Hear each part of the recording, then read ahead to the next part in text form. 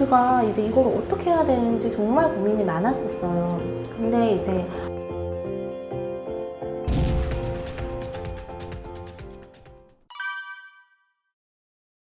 부모님들 고민하시는 부분이 배변 훈련이긴 또 한데요. 저희 아이는 어떤 문제가 있었냐면 그 기저귀를 쉽게 뗐는데 문제는 대변을 변기에서 하지를 못하는 거예요. 근데 정말 이해가 안 되잖아요. 소변은 변기에 가서 하는데 왜 대부분 변기에서 하지 않고 그거를 기저귀나 팬티에서 꼭 서서 이제 하려고 하는 게 있었어요. 근데 처음에는 나아지겠지 생각을 하고 아이가 이제 적응할 수 있도록 기다려줬는데 그 시간이 너무나 길어지는 거예요.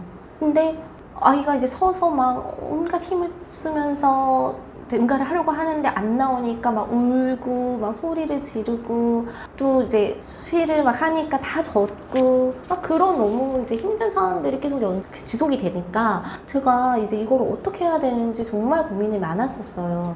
근데 이제 결과적으로 나중에서야 이제 책을 쓰면서 알게 된 사실은 예민한 아이들이 촉각적으로 예민한 아이들이 그러니까 기저귀가 있다가 없어지는 그거에도 되게 민감함을 보여서 그거에 대한 저항이 또 심할 수 있다는 거예요. 그러니까 물론 다 같은 이유는 아니겠지만 저희 아이 같은 경우에는 그래서 그 변기에 앉아서 뭔가 대변을 하는 거에 대한 두려움 그런 것들이 있었던 것 같고 그런 문제를 극복하는 데 정말 좀 많은 시간이 필요했어요. 그래서 되게 아이가 좋아하는 캐릭터 변기에서부터 뭐 어떤 변기에 앉아서 이제 성공을 하면 뭘 준다든지 막 별의별 그 시도를 다 해봤지만 결론은 정말 시간이 많이 걸렸었고 그래서 제가 드릴 수 있는 말씀은 변비를 예방하는 게 대변 훈련에 영향을 줄 수 있다. 그러니까 변비를 해결하는 게 그런 결론에 이르렀는데 그게 무슨 말이냐면 응가를 할 때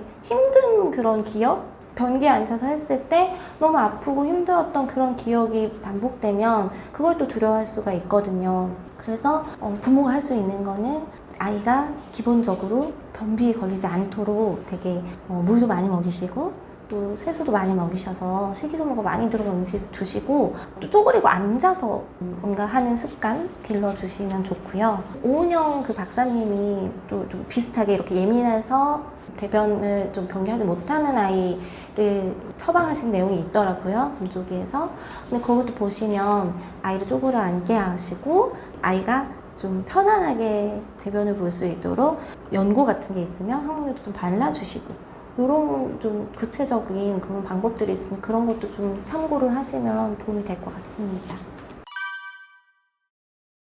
예민한 아이일수록 정말 더 어린이집 그리고 유치원 같은 기관을 잘 선택해야 하는데요. 일단은 제가 하나 이제 소개해드리고 싶은 rolf 젤린이라는 분이 이제 예민한 아이의 특별한 잠재력이라는 이제 책을 쓰셨는데 거기 보시면 예민한 아이를 둔 부모는 국공립 학교보다는 종교 계열의 학교, 몬테소리, 발도르프 학교처럼 아이의 특성에 더 적합한 교육을 할 수 있는 기관을 이제 찾을 것을 조언을 했어요. 저도 이 부분에 되게 동의를 하는데 국공립 학교가 나쁘다 이런 게 아니라 예민한 아이들은 좀 더 세심하고 아주 구체적인 보살핌이 필요한데 아이가 많고 또 좀 보편적인 교육을 실시하는 곳에서는 그러기가 힘들잖아요. 그런데 아무래도 이런 좀 특성 교육을 지향하는 학교들에서는 좀 더 아이 한 명 한 명에게 또 관심을 기울이는 게 있고 좀 더 세심하게 기질을 배려하는 교육을 실시하기 때문에 이런 기관을 좀 추천을 드리고 싶고요.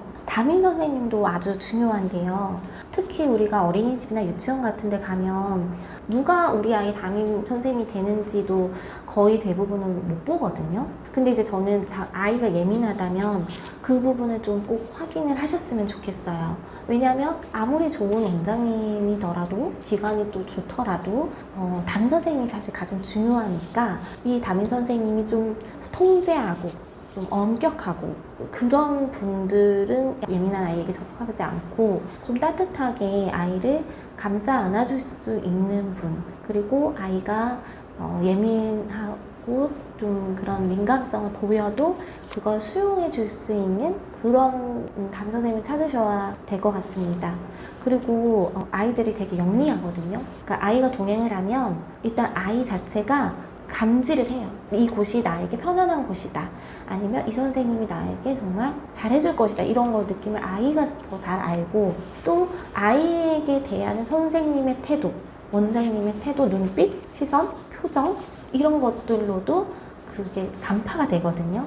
그래서 여기는 이 나의 아이를 좀 잘 보살펴 주실 수 있겠구나 이런 느낌이 오기 때문에 그냥 이렇게 한 곳만 지원해서 바로 가시지 마시고, 좀 예민한 아이라면 여러 군데를 미리 상담하시면서 그 기관을 파악하고 선생님들하고 좀 소통을 하실 것을 권합니다.